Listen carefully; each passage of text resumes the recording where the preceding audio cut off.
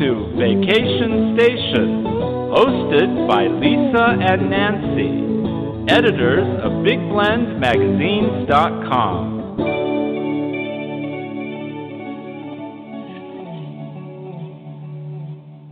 Welcome to Big Blend Radio's second Friday food, wine, and travel show with the International Food, Wine, Travel Writers Association. They totally rock, and every second Friday we get to interview travel writers and also representatives from different destinations that are all members of the association. So we love it because we get to go around the world. And today we are going to Egypt with Sharon-Kurtz. Very excited to have her on the show. She went to Egypt, and she went recently, believe it or not. COVID has put us all in a box somewhere, right? And travel's been different. I know Nancy and I have continued traveling in a lot of different ways. Very careful, by the way. But Sharon actually went to Egypt this past fall. And I encourage you to go to her website. She has got the world on there. It's Sharon-Kurtz.com. That's Kurtz. Also, keep up with the International Food, Wine, Travel Writers Association. Go to IFWTWA.org and use that as a hashtag on Twitter or Facebook, and you'll start to see all these stories around the world. So if you're armchair traveling and planning for your next destination, you want to keep up with everyone there. But welcome, Sharon. How are you? Thank you, Lisa and Nancy. I'm well. We're warm. Good. I'm in Dallas, Texas, and this is our first day of sunshine and temps above freezing. I love that. I love that. You need it. So good. I know. I remember recording this we're in Asheville, and we're cold. Our toesies are cold. Yes. But we got the sun out. We're defrosting, too. I know when this airs, the second Friday of March, everyone will be a lot warmer, I think. I think the daffodils will be out. The flowers would start. You're in Dallas, so you're kind of are you close to the hill country where you get to see those beautiful blue bonnets and the wildflowers? Alas, no, about 4 hours drive. So that's an overnighter for me. Oh, okay. Okay. Normal drive for me now. Yeah, like 4 hours. That's short. But you've got wine. But then you're going to wine country, and you need to stay the night if you go. That's it. That's an overnighter. That's true. That's right. And Texas has some mighty fine wine we've discovered. So that's a cool. We cool do. Thing. Yeah, you do. Yeah. So that's a. I wonder how the vineyards did through this whole winter the storm whole freeze thing. and stuff. Well, that will be. We will see, but they're underground, and the roots are what's important. And it was short-lived, so hopefully they'll all be good. And we'll have more wine in the fall. Yeah, but where is it they make ice wine, Lisa? That's remember? Michigan. Yeah, Michigan, Wisconsin. They make ice wine. Yeah, Canada. Yeah, all the upper states. So I don't think Dallas is quite into ice wine yet, but you never know what could happen in 2 years They might from now, go the there. way the weather works. I know. I mean, Michigan, because it could be a desert in 5 years, and Dallas tropical. Who knows what could happen? It could all change. But we're excited to come out your way this year. We'll be getting to Texas through the month of March and a little bit of April. We're very excited, and you've got a beautiful, big state, of course. It's a large state. Were you always living in Dallas? No, I'm actually from Ohio. I came to Texas to go to college, and I never left. So I've lived longer in Texas than I ever did anywhere else. Wow. Okay, then that would be home. Yeah, yes. And so the writing thing, because you're a great writer, I really enjoy it. You get right to the point and get us into the situation, into the place. You have a good sense of place. And I think that's got to also be being part of you doing your background as a tour leader, right? Doesn't that kind of... Right. Yeah, cool. It makes you have more than one set of eyes, one pair of eyes. Yes, travel writing and leading tours for women is my second career. Travel has always been my passion. So when in my late 50s, when I had an empty nest and I was reevaluating my life, I thought, it's time to do what is my passion in life. So I started leading tours for women all over the world, and then that led me to think, I don't want to have a serious 9-to-5 job anymore. So I sold my company, and then I discovered travel writing by going and getting training and starting little by little. And now I've had over 75 published articles, and couldn't be happier pairing the two new careers for me. That's awesome. That's so awesome. funny. I love it because I ended up being a tour guide, and my first tour was taking people to Africa and to Kenya, and I'd never been there, and that was really fun. And the company that hired me just kept saying, "Say this, say this, say this." So the thing was, when somebody asked a question or said something, I said, "Wasn't like that last year." That's what it is. Well, but it was fun. It's a great kind of. It's so much fun. It's actually also interesting. You went to Egypt, right? And for me personally, I mean, it just feels very connected. I think for Nancy and I, with your background and Nancy's tour guides, and and also that you went to Egypt. One of the first articles I ever wrote for her magazine when we lived in South Africa was Egypt, and it was for a tour company. I had to write it and do all this research, pre-Google, go to libraries and learn. And then it was like you have like one page, and back in the day, I mean, we have the word count, right?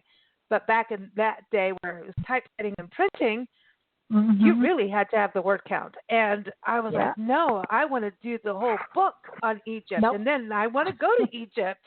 And it was like, no, you had to keep to this page. And I was like, but there's so much more. You've got to have felt that going to Egypt, that you could, I mean, how many stories are you going to write on this? Because to me, you went on a magic. Yeah. Yes.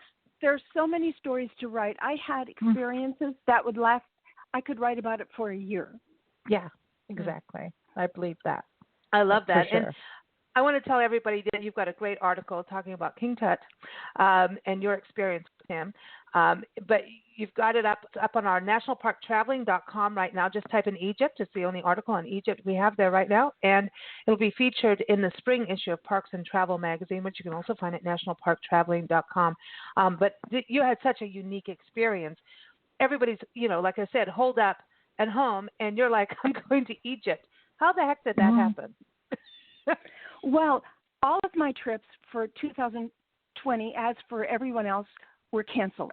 And I was so bummed. And I was on my computer, armchair traveling, and I'm in a private Facebook group, and up pops two couples that are in Egypt right then. This was in October, saying they were having a fabulous time. There were no tourists here. They could get into any temple or any important thing, and they would be all alone, and they felt safe. And so that's all it took for me. I was like, well, how do I get there? And I found out all I needed was a negative PCR COVID test, a valid passport, and a visa, and I could go to Egypt too. Wow. So I set it all into motion, and within a month, I was in Egypt for 23 days. I lined up a private tour with my own guide, my own Egyptologist, and vehicle and driver, so I could be safe. I wasn't putting anyone in danger, nor did I bring home COVID. I felt just as safe as I do in the U.S. or safer, and had a marvelous time. Awesome. Oh, and it looks like the air looks. It reminds me of where we lived out in Joshua Tree and 29 Palms, and even Anza-Borrego area in Southern California. That open desert, right? Texas has that too. That open desert where fresh air, big blue skies, and that balloon, hot air balloon. Wow. Oh, wow. I mean, that was incredible. You got to go on there. That was in Luxor. And we got to float over the Valley of the Kings, where King-Tut's tomb was, where all these tombs were hidden for thousands and thousands of years. And as you say, we watched the sunrise, and then the sky was just so blue and clear. Yeah, that was a fabulous experience. This is amazing. And so you had more of a personal tour of Egypt, like really, because you went during the pandemic, and that's kind of how we found it, even traveling the U.S., because we've had to keep going. We're on the road permanently. This is our full-time thing. We travel documenting parks and public lands, house sit and pet sit in the middle of it to get our work done and play with, because we want to play with dogs and cats. Are you kidding me? But we've had so many detours and ended up in so many amazing places. But some people are like, oh, you're traveling, you're spreading the virus, you're doing this. And I'm like, no, we aren't out and about like you would think. And sometimes, yes, you do eat in a restaurant, but it is socially distanced, and you want to keep restaurants in business. So many have closed, and you can travel safely if that is your choice and you are able to. Some people really have to be sheltered in place. They really do. But we've been good. I mean, we've just stay away from people in a way, and keep, when you are around people, just stand back, as Stevie Nicks says. You know, we all have our own philosophy and our own risk tolerance, and we can all make our own choices. Right. And I would never impose on anyone else to do what I did, but I'm happy I went and happy I had this experience. I just had to say, I had to bring it up because, you know, people are going to say, well, she went, you know, she's going to spread. And I'm like, no, everybody's different. And absolutely, has to, like you said, we all make our own choices. And I think it's awesome that you went, and you went in a quieter time. Traveling now is really nice without all the crowds. Honestly, it's really nice. Well, in pre-pandemic Egypt, the tourist important places where I went to Abu Simbel. That is the Grand Temple in the south of Egypt, way down by the border. And there were 2,000 people a day there. When I went with my guide early in the morning, there was maybe a handful. Wow. And I got to see the temple all by myself, almost virtually. Then in Luxor, I went to the Luxor Temple. And again, I was all by myself with my guide and the guardians that were just there to make sure, you know, the temple was safe. That was all. Yeah, sure. And awesome. And going into King-Tut's tomb and all the artwork on the walls. I mean, we have petroglyphs here. They do petroglyphs plus paint. You know, I mean, it's amazing to you see all this on photos, and you took some great photos. It was pretty incredible being there all by myself in person. It's just a different experience when you can walk right up to Tut and see his toes, you know, mummified face and feet, and it was it was interesting. Amazing. The mummifying experience, like I know before we recorded, we talked about, Nancy and I got to see an Egyptian mummy in a museum in Pretoria, South Africa, and I was a kid, and I was just fascinated because the toes were sticking out, and I'm like, how are the toes still okay and not wrapped up? Like, you know what I mean? So I was this toe experience of the mummies has not left me. Like, I'm into the mummy thing. How did they mummify it and then not cover the toe, but the toes are fine, right? But then you said King-Tut didn't have all his toes, right? Like, he did not. He was missing a couple. You know, it's been a long time. He's been like that for 3,000 years. You have to cut him a break. That's insane. That's insane. To think about it. Did he have, like, are you saying no bones for the toes? Like, well, they're still when they mummify them, it's they kind of like dry them out in a salt mixture. Then they wrap them in linen cloths that are dipped in resin, a resinous kind of material. And then when Howard Carter found King-Tut's mummy, they proceeded to unwrap him. And this is his body unwrapped. Oh. Now, I don't, like, are we supposed to do that? Like, I understand we research, but, like, I would do it. Like, I'm in. Like, I want to dig up things. I'm into that.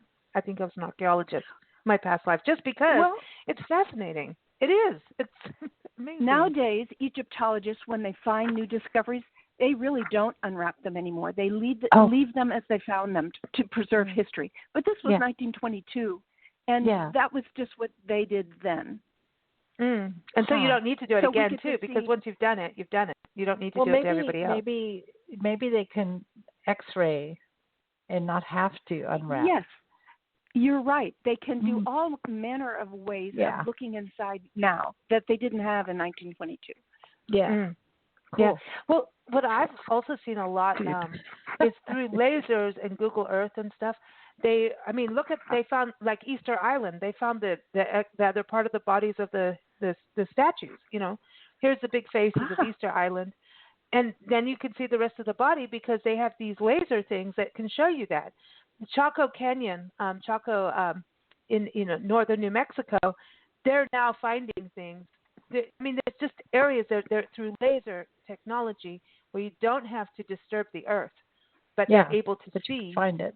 Other civilizations were there that we didn't know about. And I find this fascinating. This whole ancient civilizations. I mean, are we going to end? Like, when you were there, do you feel like, where are we now as a society looking back at, like, when you're in a place that ancient and how civilization was preserved in all these unique ways, and in a desert where everybody thinks, nothing survives in the desert. Well, hello, mummies do. Did you feel that, like, thing about where are we going as society? Are we going to end up like ancient Egypt? It was an odd sensation. When you enter King-Tut's tomb, you're in kind of a nondescript kind of building on top. And then you have to go down a long, steep staircase that is literally carved out of the rock. It looked like it could have been yesterday. And you have to stoop down and enter the burial chamber. And you definitely feel the aura of the place, that it is a burial chamber. Ooh. And it's a strange and interesting feeling, and the air feels different down there. And when you get up to the top, you take big gulps of air, and it's an amazing experience. Yeah, the photo of you coming out of it, it's like you're like, okay, that's a cool. Your face kind of has this. That was a unique experience, but I need air now. Like, you have that face of oxygen. I just hit oxygen level, so that explains that. It's like, but this is so trippy about the old, this ancient part. But then going through Egypt, I mean, it's the Nile. Like, I want to go to the Nile, and I remember watching an IMAX movie with kayakers, and this guy kayaked the Nile, the entire Nile, and went over waterfalls, and all kinds of things happened to him, but he did it. He was a professional kayaker, and I've had this fixation. I think there's something about these huge rivers. They connect life. They're the life source. Yes. And so you got to It is go called on there. The river of life, and it has sustained civilization all these years. Everyone always lived along the Nile River, where they grow all their food, and it literally, that's the word for it. It sustains life, the giver of all life. Yeah. I mean, you can't do anything without water. You have to have, a source of water, and the ocean isn't the best source because of the salt. And that might be another reason why the Egyptians had such a long, rich civilization, was the Nile River. Yeah. Not other countries nearby that are just desert has a civilization like they did. That's amazing. And I think about even out in those areas. I mean, in Egypt has wildlife that we forget about, but there's wildlife out there. Did you get to see any animals? I mean, there's camels. Let's talk about camels. We love camels. But well, let's see. Camels and donkeys. That's pretty much the animals that I saw. If there's little animal critters in the desert, I didn't see them. Maybe desert foxes. I don't know. But actually, even camels are not native to Egypt. Camels, what they did, like in the Pharaoh's day, they would carry, donkeys were their beast of burden to carry their belongings and help carry stones and so forth. But camels were brought in quite a bit later, and they thrive in that desert environment. It's amazing. And Texas, you're in Dallas. Texas has a history that goes to bringing camels to America in the desert Southwest. In Arizona. I know. I'm sorry. I always talk about the camels of the desert. I know. So I just have to say, camels actually originated in North America 45 million years ago. Actually do come from here. It's weird. And then we bring them back. They crossed the Bering Land Bridge to Eurasia and migrated south. And how about camels that? Isn't that weird? Llamas are related to camels. Yeah, they're all part of that genus. Oh, they're so cool. And alpacas. I mean, they're so, and they petunias. And I love camels. They're my, I don't know. There's something. They're magical. And how they go, when they call them the ships of the desert, I'm like, they are. And when you see them, there's, I know they stink. Like, I know because I've been spat on by a camel. They also bite. In Yuma, Arizona, I went into a casino. We were doing a story, like, here's the day. Go here, see a camel, do this. And I went into a casino that people were smoking in, and a camel had spat on me, which I thought was the coolest thing, even though I smelled to high heaven. People in the casino turned around. They could smell me through the smoke. That's how much a camel stinks. Yeah. Am I right, Sharon? They do stink. You know what? I rode a camel right in the Giza, around the Giza pyramids. That was a cool experience. And I've ridden a camel in Morocco, but in both cases, I didn't get close enough to their mouths to smell them. Oh, see, I was hanging out in the mouth. Yeah. You went on the top. Yeah, you're on top, right? You're at the. Yeah, you're not dealing with the mouth part. Yeah, you're right. That's a whole other. I didn't ride the camel. I hung out with the Yeah, I was talking to the camel. I was talking and to him. Spit on you. Yeah.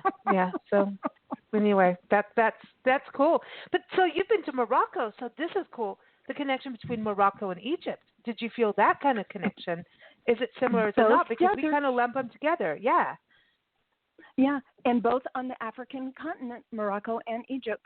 So Northern Africa. Yeah. We haven't done that yet. Course. I mean, we've done Eastern and Southern, but how many countries have you been to? Do you keep track of that kind of 35 to date. Oh, no, cool. Wow. Very cool. Wow. And since I started my travel writing career, I had to re-up my global entry pass just this year. And since 2016, I visited 25 countries. Oh, wow. Dang. Because you have to with 21 states in 1 year. No. Wow. So I felt really deprived this last year, having to curtail my travels, and that's another reason why I just jumped on the opportunity to go to Egypt when I could. Yeah, I don't blame you. So any tips about like when you go there, are you packing? I mean, we travel with one suitcase. I mean, that's it. And so everybody, yes, I know we need to change of wardrobe now. Yeah, a suitcase each, but it's time. We have to, like, every few, like, we wear our clothes to death. When you travel, like, to a place like Egypt, do you wear layers? What do you wear? What do you pack? I am a serious only carry-on traveler. I'm militant about it, and I spend so much time. Every little thing has importance. And packing cubes, I live by packing cubes. And when my little cubes are full, that's all I can take. That's it. So yes, I layer my clothes, and I make sure I take clothes that I can wash out in the sink. And and then Nancy. If I get cold, well, I wear 4 tops. I just keep putting them on top of one another. That's smart. It's smart. And do you But I will have, tell you something. Go ahead. When in Egypt, one of my tips will be make sure you have very good walking shoes.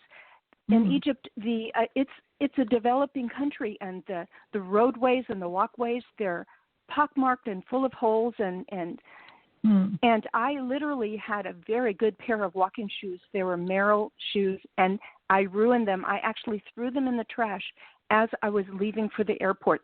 The soles were cracked. I had a hole in the sole.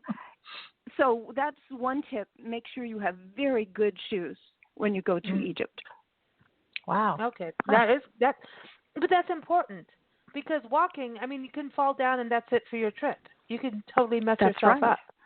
And, we do a lot of walking, and we've done a lot of falling down too, just because places are like that. No, it happens. It's very easy, and that can ruin your whole experience. Like if you're doing Machu Picchu or something, that's going to be a mess. But Egypt, like you're saying, the desert. So so you do the really less travel. Do you, just in clothing, since you're a lady, do you tend to travel with the same kind of colors of clothing, like pastels, so you don't have to be bright pink every day, or? Right. In Egypt, you have conservative clothing because it's a Muslim country and they are traditional, and so you wear kind of like neutral colors because everything's so dusty and dirty.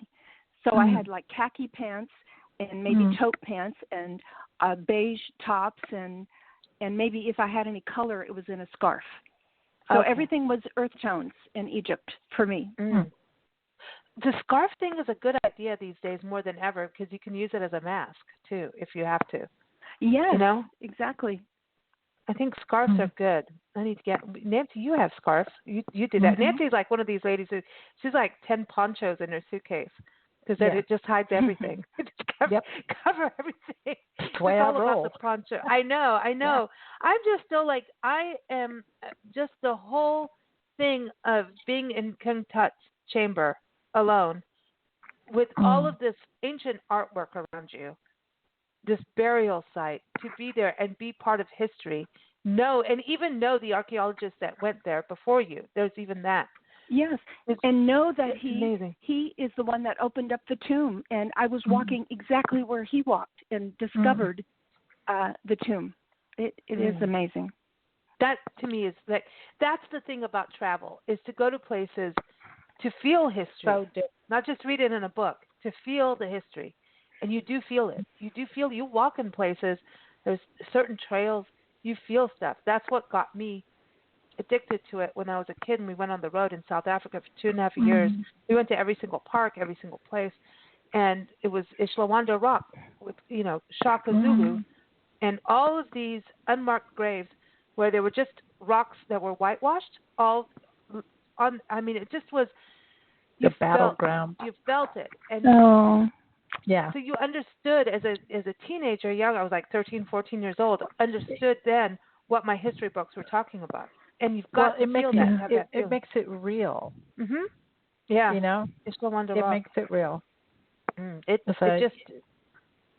everything. It's everything when you go to places like that. And we have them here in this, what about America for you? Is there a place that has given you that kind of feeling? I mean, you can't really compare the two countries, but you know what I mean? That same feeling of like, wow. Yes, wow. You said you went to Chaco Canyon. I went to Bandelier National Monument. Oh, yeah. I led a tour there. And that you went up into the caves and we saw the cave drawings. And, I have a Native American background as well from the Choctaw tribe. Okay. So I kind of feel it because of my history, my genetics. I felt closer to those people in those caves. Cool. Bandelier is there's the alcove house and all those. I mean, you're looking at the rocks going, like we sat down and people are walking by and everything. We were there in 2019 in July 2019 when we did Santa Fe, and I remember Nancy and I just sitting down. And everybody's going in and out of the, you could go into little places, little alcoves, and we just sat down and looked at all these. It was almost like apartments in a way, with the way and the rock was. You saw where their cooking fires were, and you saw the smoke on the ceiling. Yeah, it was, and the grinding tools that they used. Yes.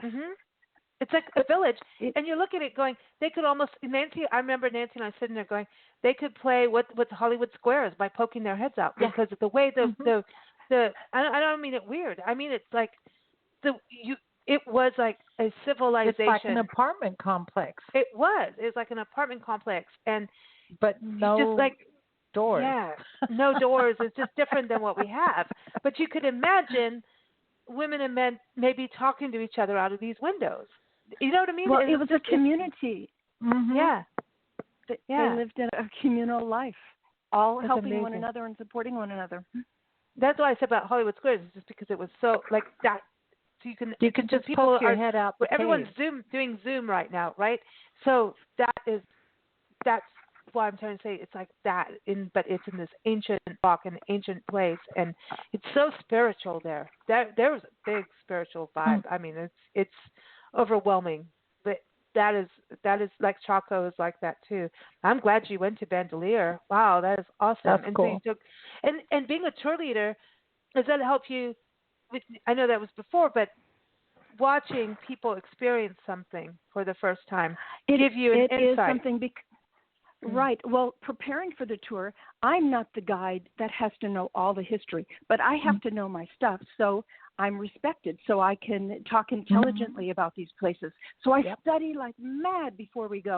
And then when I get to see my group, see it for the first time and experience it, it is quite thrilling. And I love my job. Yeah, it's awesome. Cool. It's a so really cool thing to do. You still do tours? You still do tours today? I do.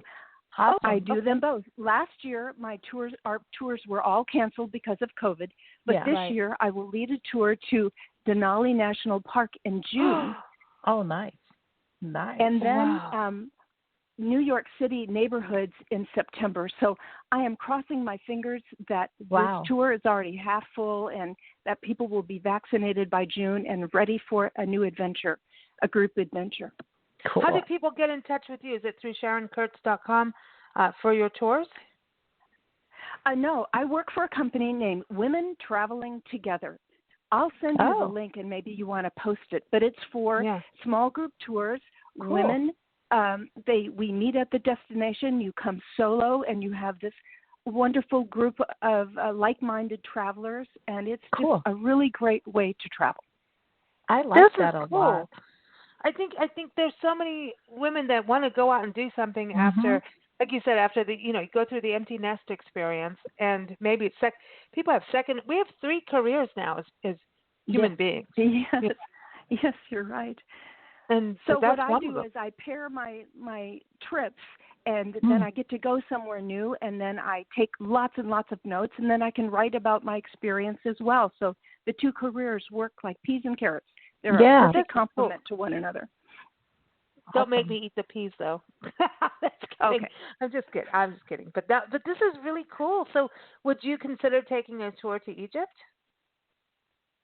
Yes, my company does go to Egypt, and we went. I did not lead it, but we went right before the COVID shutdown in February. We had 2 groups of travelers that went to Europe and Egypt, and I'm sure we will go back, but I want to lead the tour in 2022 when the brand new Egyptian Museum opens up in Giza. Ooh, that's when I want to lead the tour. Cool. Now, what about the food in Egypt? What was it like? Because to me, I would think it's amazing food. Well, that's funny you should say that. I was with my guide and my driver. We were just a little trio, and we didn't eat out that much. But I just wrote an article, and it will be published soon, about the national dish of Egypt. It's called koshari. And you know what that is? It's the strangest mix of vegetarian offerings. It's lentils, rice, chickpeas, fried onions, tomato sauce, and all like in a bowl. And so it's cheap, and it's filling, and it's tasty.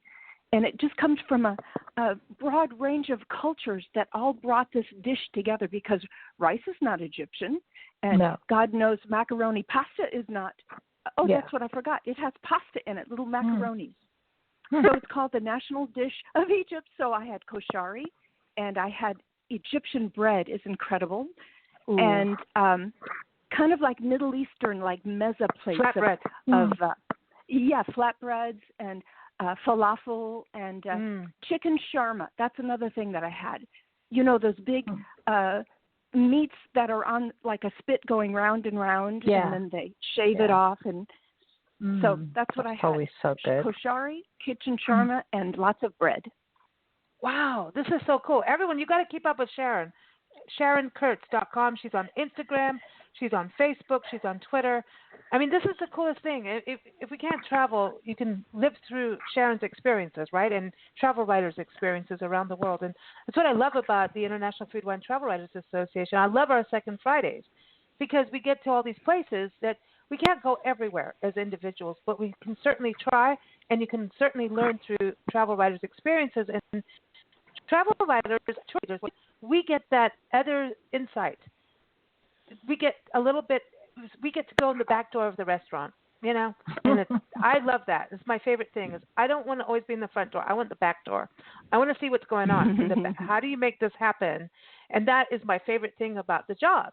And it's not a job, but it's just I want to know. I don't, I'm like, how are you making your creme brulee for your French toast bed and breakfast person? Mm-hmm. How are you doing that? I don't want to just be served. I want to see the background of it. And I think we are able to give people a taste of a place before they get there and have them open their eyes a little bit more too. For you at the International Food, Wine, Travel Writers Association and every IFWTWA.org, when did you get involved with them? I joined almost 2 years ago. Mm-hmm. As soon as I got my chops, and you have to be a travel writer and have enough bylines to qualify to join. But for me, it's a sense of community, being with fellow travel writers. We learn from one another. There's professional development, webinars and conferences, and it's just great to be among another community of like-minded people. I think that's important. It really is. Yeah. There's a lot of women, too, which is interesting. I know there's men travel writers out there for sure, but I'm seeing a lot of women out there doing this. I'm it's kind of like it's exciting to me because you see people don't expect women to go out there and do stuff like that, like go out to Egypt and do what you do. I feel like we're kind of in a new era of women in going out and doing things. And what I love is that editors don't care the gender of the writer or the age of the writer. We can be in our second and third career. They want good writing. They want someone to bring the story to life. And if you're a woman who have already had another career or wants to start fresh, here's a brand new avenue to explore. You're so right about that, because when we get articles, I really just want to read the article, and then I will look up the person. I never look up the person first, because I don't want to know until I either like or don't like the article. Well, you just ruined a bunch of egos. If it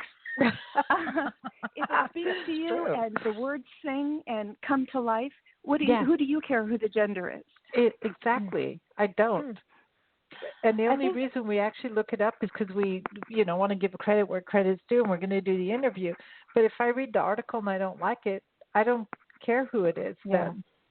Yeah. I don't care if it's a male or woman. That sounds pretty rough. I don't mean it like I don't care, but I really don't. No, it's true. And I think the photos are important too. Photos are important. Oh, absolutely. And you I wouldn't consider myself. No, but you got the toes. I don't. You got the toes. I got the toes. I was very careful to get that. And I'm not a professional photographer, but I think I have a good eye, and all of my articles always have my own photos in them, and I've learned a great deal also from IFWTWA about photography. So I have to tell you, as from the publishing side, the photo is what brings the person in to the article to read. Yeah, I agree with you.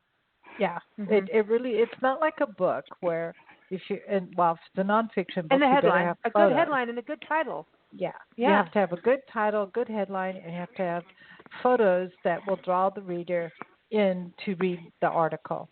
Yeah, the photos. Because you're not writing a novel. If you're writing a novel, that's different. Then you don't need photos. But for we're nonfiction, taught you have to have a good you have to have a good headline. You have to have a good lead, and you have to draw the reader in so they stay with you. So the very start is very important. Yeah. And get to the point, which you do. That's what I was like. I was really loving your article because you drew me in to your personal experience. And then next thing you know, I'm like, oh, I'm on this ride. I'm on this journey. This is where you can go. And it was also useful information. You managed to do it, like in a short amount of words. And I was like, wow, this girl's got it, man. Thank you. Is awesome. I'm glad you enjoyed it's awesome. It. I did, and you got his toes. And the photography thing, I think we have to, as travel writers, look at the photography thing, because a lot of times I'll come back from a place and I really am like the world's fastest photographer of getting so much, and sometimes I'm not taking it in and don't have the time to take it in the situation or the place we're in, that experience.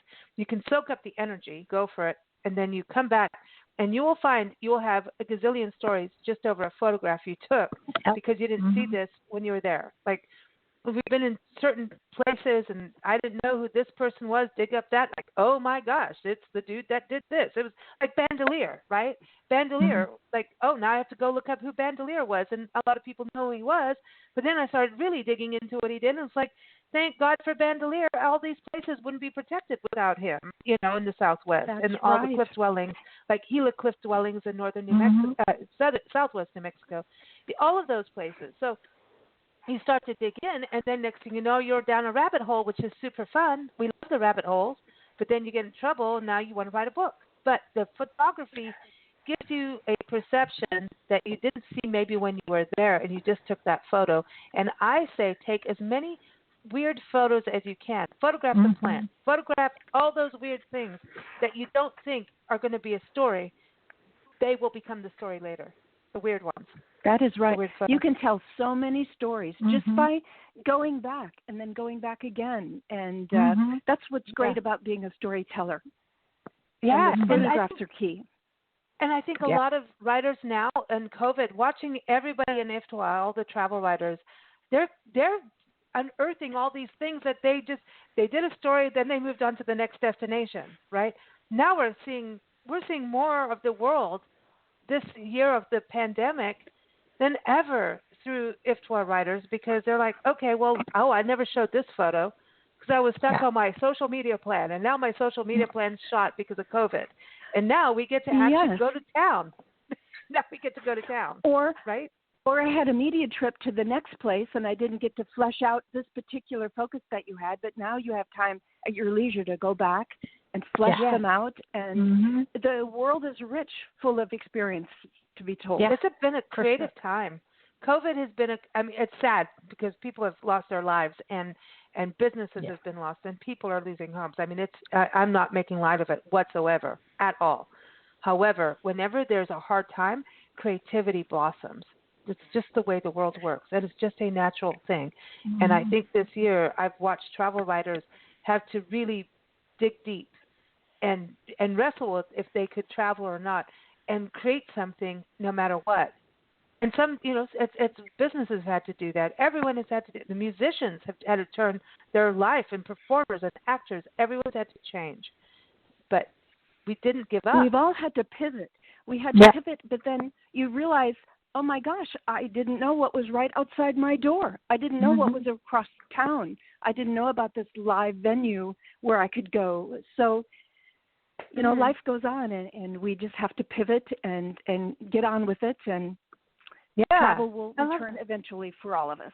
It will. I think we have to be ambimindless, not ambidextrous. Are we doing Champagne Sunday show here, Dave? No. Ambimindless. I think you have to be able to switch to different sides of your brain. Yeah. In a way, so that you can get a new viewpoint on something you thought you knew. That is so true, Nancy. It's very cool. So I think it's exciting. Ambimindless. Ambiguous? No, that's not it. Ambidextrous with your mind. Yeah. How about that? So ambimindless. Ambimindless. My new word. Okay. I made it up. You did. I think so. There it is. That's fun, Nancy. It's good. Well, I am so glad you joined us today, because it's amazing what you did during the pandemic when people would think you couldn't. And that's the thing. You went out there and started watching what was going on in the world. So that's the other thing. When we talk about, we may be, we don't just shut down.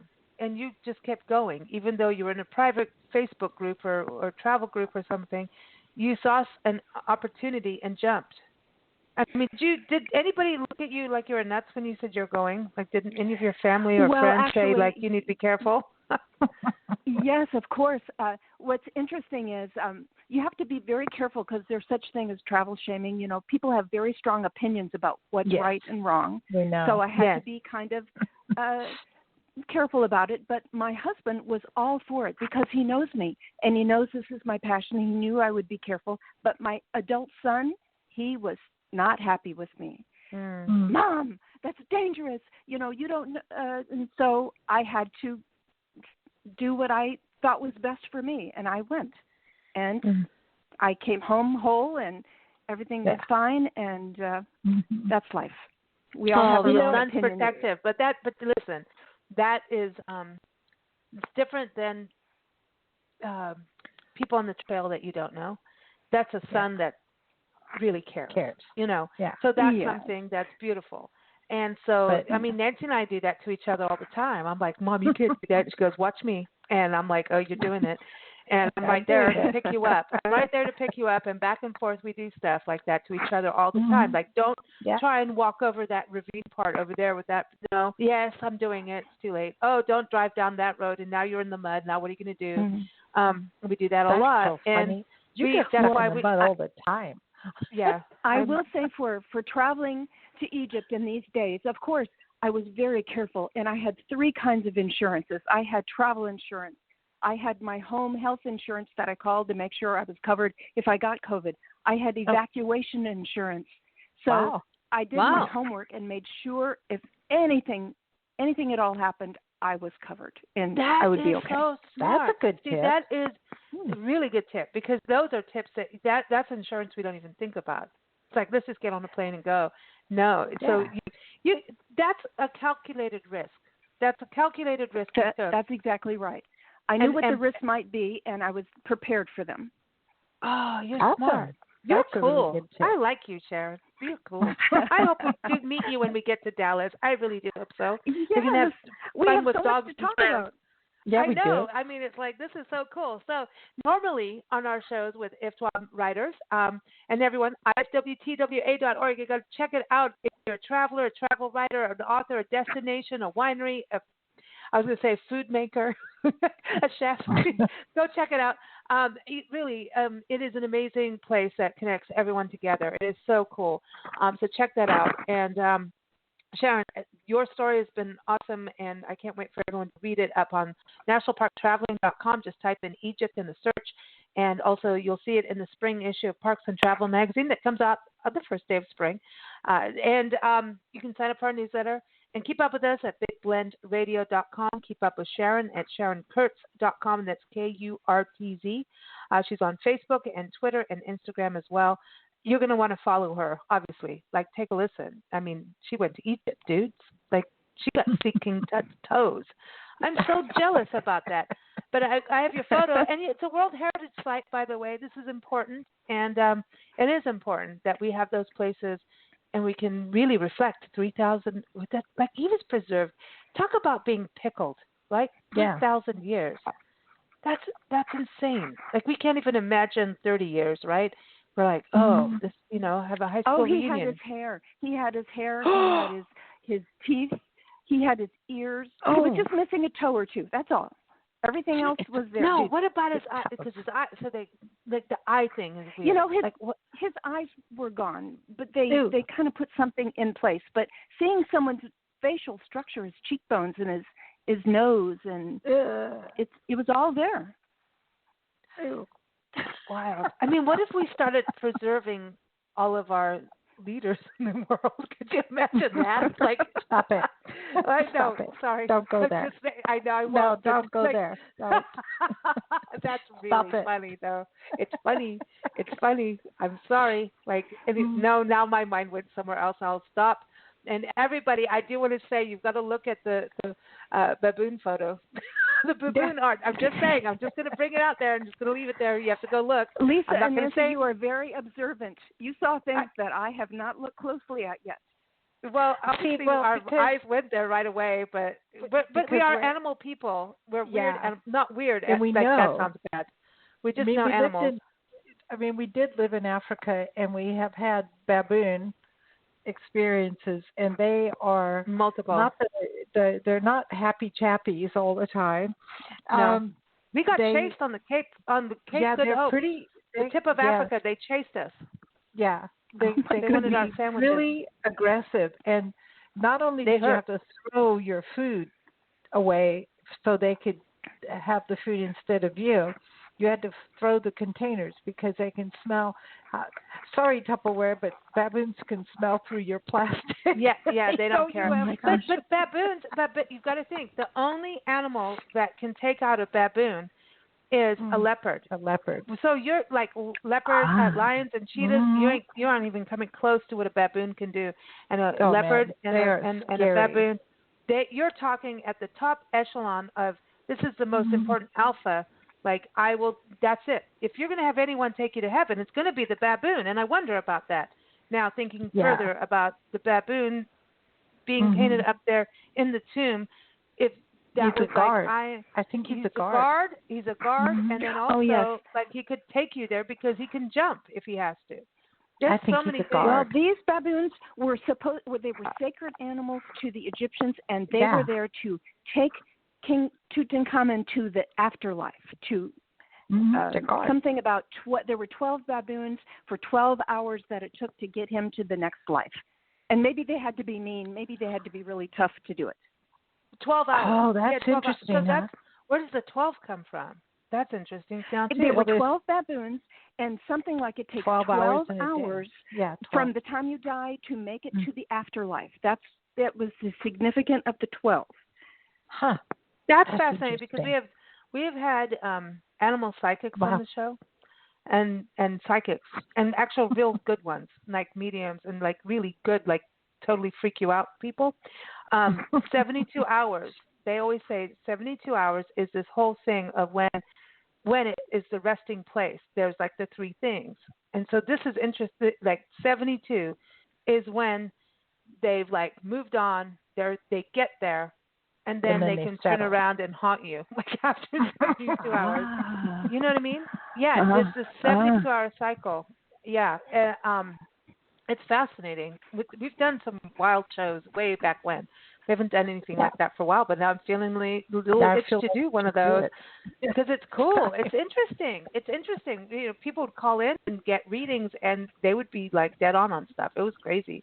Some crazy stuff. We like Mark Ireland and Jamie. Remember, Nancy? We did some crazy shows back, and that's not crazy. I think places like this and like King-Tut and going places like that have to make you question what you think you know and what you think you believe. Yes, and what they believed. They for 3,000 years. That's what all these deities and gods and the people just totally thought the pharaohs were gods, and they would do anything they said, and life continued this way for all of those centuries. A lot longer than we've been in existence. Oh, yes. You got to think about it. I know. And our country is what? Only, I hate to even say, is it 450 years old or 600 years old? And they're but at the same time too. At the same time too, you got to think Native American heritage, right? Yeah. We've but what's interesting too is the nomadics. Don't even start me on it because it's like the nomadic side of the Native American culture, right? They're the indigenous people of America, and you've got heritage. We do too. We have Paiute. I do. Paiute, and it's weird because I didn't understand all that until I got to the Sierras of where the Paiutes are and have been, and said, hey, we're not going to be on a reservation either. We're not going to do this. We're not going to do that. They went off and did their own thing and could live out among, they were like these freedom people. Paiute are pretty, they're pretty crazy, cool, like cool people, like just, And going out there, my heart, like my entire body, when we first got there, I felt like I was home, and I don't understand other than like I know that was home. And to this day, I have to think about meadows and all these different weird things in life, but I believe our DNA follows us, and I believe we go back and forth and we go to places. And I think travel writers are part of the nomadic experience of life to find food and do knowledge and to share stories. We're part of the Polar Express. You know, we're part of that. I think it's part of our DNA. I really do. I don't think DNA is just blood and genes. I think part of our DNA is what we've done in our past. And anyway, now it just weirded everybody out. So there it is. Well, you know what? In my tribe is the Choctaw tribe, and we were storytellers. There was no, for so many years, there was no written language, and it was handed down to generation after generation. And here I am, a storyteller in today's time. Yeah, see? Pretty amazing. Amazing. Your makeup.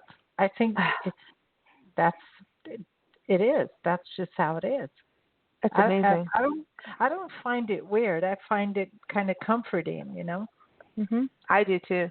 I think when you find, you go somewhere, you have deja vu, you have that feeling of you've been here. It is comforting. There's something about it. And when you travel, the more you travel, the more places you feel that, or don't, and then you start a new chain of deja vu.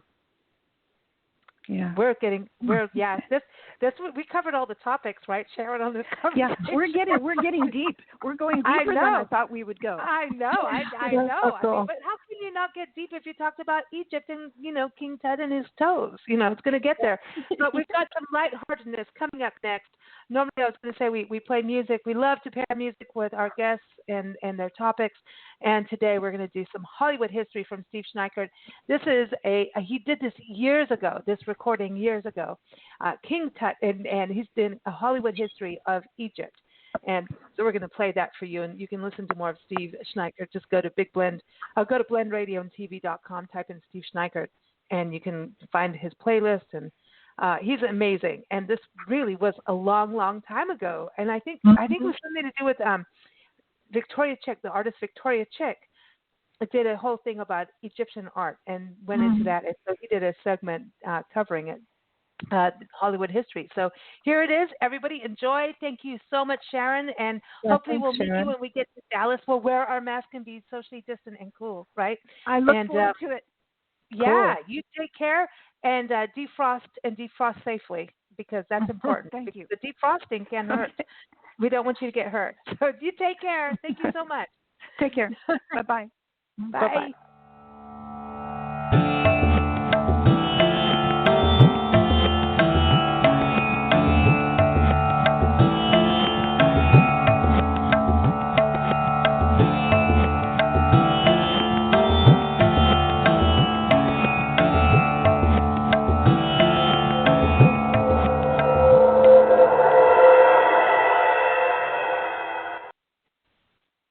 Hollywood filmmakers, directors, and producers have always had a fascination making movies involving Egyptian themes, whether it be romance, horror, biblical, or adventure. Oh, here she comes. Watch out, boy, she'll chew you up. Oh, here she comes. She's a man-eater. Film historian William K. Everson once observed that the secret to the success of Cecil B. DeMille's 1934 Cleopatra is that DeMille subtly reshaped the known historical events into a contemporary gold digger makes good scenario.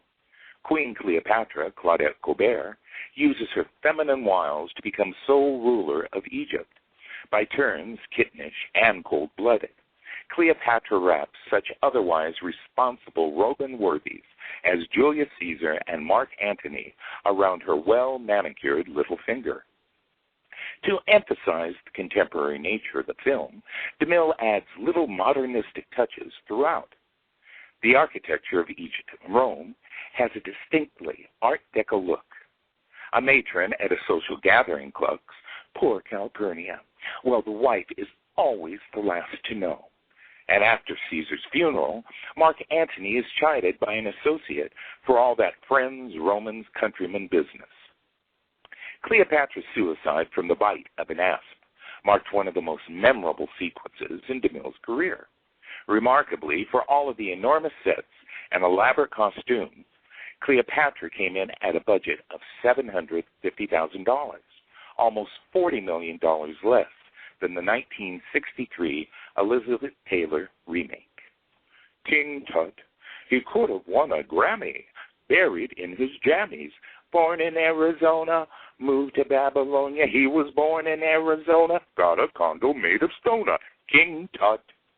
After an archaeological expedition disturbs an ancient tomb, a centuries-old Egyptian priest returns to life to reunite with the incarnation of the princess whom the gods forbade him to love. Released in theaters by Universal Studios 1 January 1932, The Mummy, starring Boris Karloff and directed by Karl Freund, frightens millions of horror-seeking viewers. By the way, Nancy and Lisa, a sequel to the film was released in 1940 called The Mummy's Hand. This land is mine. God gave this land to me, this brave and ancient land to me. The Ten Commandments is a 1956 American religious epic film produced and directed by Cecil B. DeMille and released by Paramount Pictures. It is a partial remake of his 1923 silent film of the same title. The film dramatizes the biblical story of the life of Moses, an adopted Egyptian prince who becomes the deliverer of his true brethren, the enslaved Hebrews, and therefore leads the Exodus to Mount Sinai, where he receives from God the Ten Commandments. Filmed on location in Egypt, Mount Sinai, and the Sinai Peninsula, the film was DeMille's last and most successful work, starring Charlton Heston and a cast of thousands.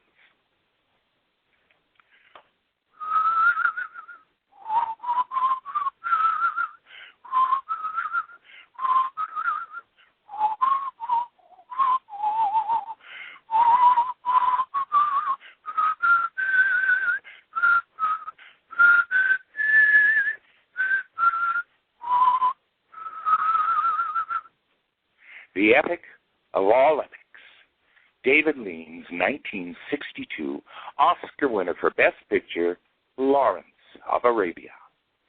T.E. Lawrence must have been the strangest hero to ever stand at the center of an epic. To play him, Lean cast one of the strangest actors in recent history, Peter O'Toole, a lanky, almost clumsy man with a sculptured face and a speaking manner that hesitates between amusement and insolence. I have noticed that when people remember Lawrence of Arabia, they do not speak about the plot. They get a certain look in their eye as if they are remembering the whole experience and have never quite been able to put it into words.